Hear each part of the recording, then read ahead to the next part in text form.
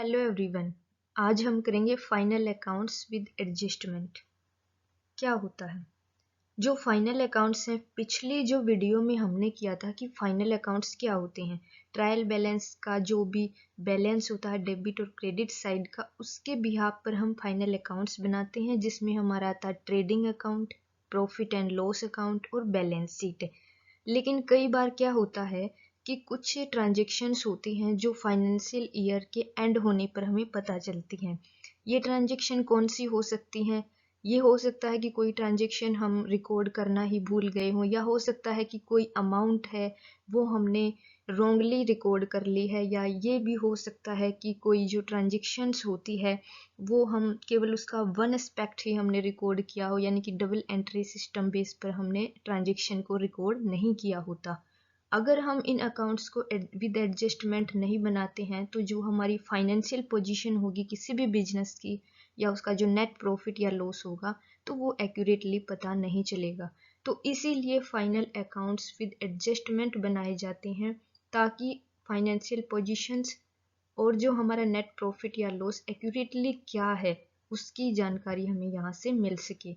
तो यहाँ पर हम फाइनल अकाउंट्स विद एडजस्टमेंट की बात करते हैं। एक केस तो हमारा हो सकता है कि कोई ट्रांजेक्शन है वो हम रिकॉर्ड करना ही भूल जाते हैं, या at the end of year हमें पता चलता है किसी ट्रांजेक्शन्स का, या कोई ट्रांजेक्शन हो सकता है कि हमने रॉन्गली रिकॉर्ड कर ली है, यानी कि डेबिट था या फिर क्रेडिट था तो डेबिट कर लिया, डेबिट थी तो क्रेडिट कर लिया, वन एस्पेक्ट हमने किसी ट्रांजेक्शन का रिकॉर्ड किया है। तो इन जो कमियों को दूर करने के लिए जो फाइनल अकाउंट्स हैं वो विद एडजस्टमेंट बनाए जाएंगे। तो आज हम यहाँ पर जो 4 इम्पोर्टेंट एडजस्टमेंट है वो यहाँ पर देखने वाले हैं। सबसे पहले हमारा आता है closing stock, outstanding expenses, prepaid expenses और डेप्रिसिएशन। इनको हम अच्छे से देखते हैं कि किस प्रकार से इनकी रिकॉर्डिंग की जाएगी। जो भी ट्रांजेक्शन ट्रायल बैलेंस के बाहर दी होती हैं, इसका मतलब है कि वो फाइनेंशियल ईयर के एंड होने पर हमें पता चलती हैं। फाइनेंशियल ईयर के एंड होने पर अगर हमें किसी ट्रांजेक्शन का पता चलता है तो उसको हम डबल एंट्री सिस्टम बेस पर फाइनल अकाउंट्स में रिकॉर्ड करते हैं। क्वेश्चन बन सकता है कि जो फाइनल अकाउंट्स में विद एडजस्टमेंट बनाए जाएंगे वो डबल एंट्री सिस्टम के बेस पर होंगे। तो चलिए इन ट्रांजेक्शन्स को, या जो ये इम्पोर्टेंट एडजस्टमेंट हम करते हैं, इनको अच्छे से देखते हैं।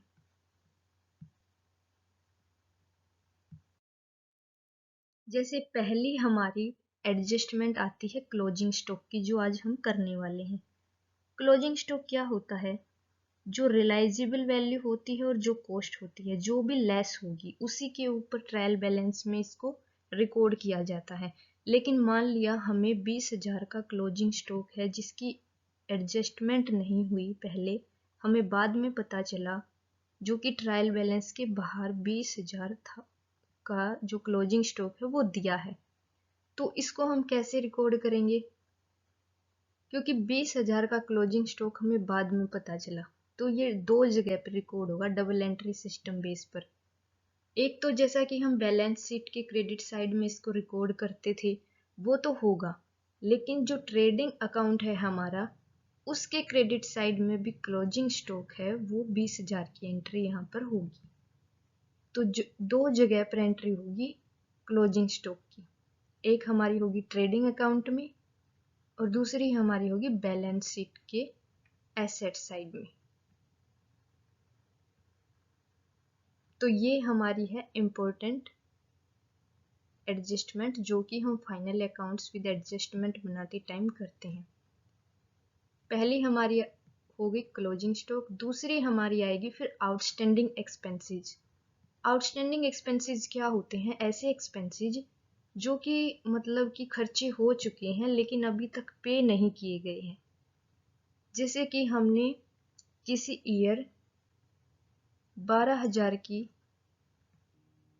जैसे हमारी आउटस्टैंडिंग सैलरी है 12,000 की थी, जिसमें से 11,000 तो ऑलरेडी ट्रायल बैलेंस में दिखाए गए थे, लेकिन जो 1,000 रुपये हमारे आउटस्टैंडिंग सैलरी के थे वो अलग से अभी बाहर थे ट्रायल बैलेंस से, तो इसकी हमें एडजस्टमेंट करनी है। ये हमारा आउटस्टैंडिंग खर्चा।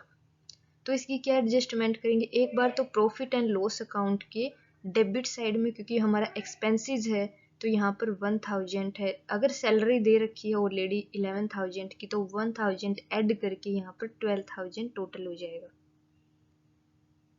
फिर उसके बाद जो बैलेंस शीट में, क्योंकि 1000 रुपये हमें अभी पे करने हैं और ये हमारी लाइबिलिटी है, तो बैलेंस शीट में आउटस्टैंडिंग सैलरी की ट्रांजेक्शन से यहाँ पर 1000 है वो ऐड कर लेंगे। तीसरी हमारी इंपॉर्टेंट एडजस्टमेंट आती है प्रीपेड एक्सपेंस, क्योंकि हमने प्रीपेड एक्सपेंसेस नाम से पता चल रहा है एडवांस में पे किया है कोई भी एक्सपेंसेस, तो वो हमारा एसेट्स बन जाएगा। जैसे कि इंश्योरेंस के 50,000 रुपये ऑलरेडी हमारे थे ट्रायल बैलेंस में, और 5,000 रुपये ट्रायल बैलेंस से बाहर एडजस्टमेंट थी हमारी, जो कि हमने एडवांस पे किया। प्रीपेड इंश्योरेंस 5,000 का एडवांस में पे किया है।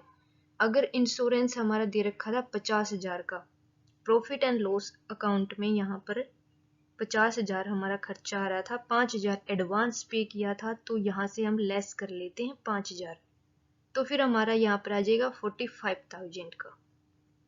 और क्योंकि हमने एडवांस पे किया है ये हमारा एसेट्स बनता है, तो बैलेंस शीट के क्रेडिट साइड में जो प्रीपेड इंश्योरेंस के नाम से 5,000 रुपये यहाँ पर हम ऐड कर लेते हैं बैलेंस शीट में। फिर इम्पोर्टेंट हमारी चौथी ट्रांजेक्शन्स यहाँ पर आती है डेप्रिसिएशन की। डेप्रिसिएशन ये क्या होता है, लगातार किसी भी एसेट्स को यूज करने से उसकी जो वैल्यू में गिरावट आती है वो होता है डेप्रिसिएशन। डेप्रिसिएशन अगर ट्रायल बैलेंस से बाहर जैसे कि एडजस्टमेंट दे रखी थी हमें कि 10,000 का डेप्रिसिएशन है वो मशीनरी के ऊपर लगा, अभी मशीनरी हमारी कितनी है, जैसे 50,000 की हमें दे रखी है, तो प्रॉफिट एंड लॉस अकाउंट में डेप्रिसिएशन हम 10,000 से शामिल कर लेंगे, क्योंकि हमारा एक्सपेंसेस है। और इसकी जो बैलेंस शीट में जो एडजस्टमेंट होगी, मशीनरी की जो हेड है यहाँ पर, जैसे हमारा मशीनरी है 50,000 रुपये से, तो जो डेप्रिसिएशन फिलहाल हमारा 10,000 से लगा, तो वो 10,000 हम 50,000 से लेस करके यहाँ पर दिखाएंगे। 50,000 की मशीनरी थी, 10,000 का डेप्रिसिएशन लगा है,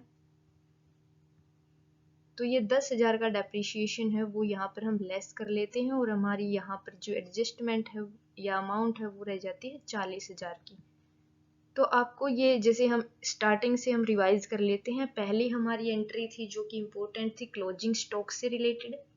इसमें क्या होता है, जैसे क्लोजिंग स्टॉक की एडजस्टमेंट करनी थी हमें 20,000 से, एक बार तो आ जाएगा ट्रेडिंग अकाउंट के क्रेडिट साइड में, और एक और बैलेंस शीट में ये शामिल कर लिया जाएगा एसेट साइड में। दूसरी हमारी आती है आउटस्टैंडिंग एक्सपेंसेस, क्योंकि हमने पे करने हैं, हमारी लाइबिलिटी है, अभी तक हमने पे नहीं किए गए हैं, 1000 की एडजस्टमेंट थी, तो इस क्योंकि हमारा ये क्या है खर्चा है, तो एक बार तो प्रॉफिट एंड लॉस अकाउंट के डेबिट में आएगा, और दूसरी बार क्योंकि हमारी लाइबिलिटी बनती है और अभी तक हमने पे नहीं की है, तो बैलेंस शीट के लाइबिलिटी साइड में 1000 आ जाएंगे।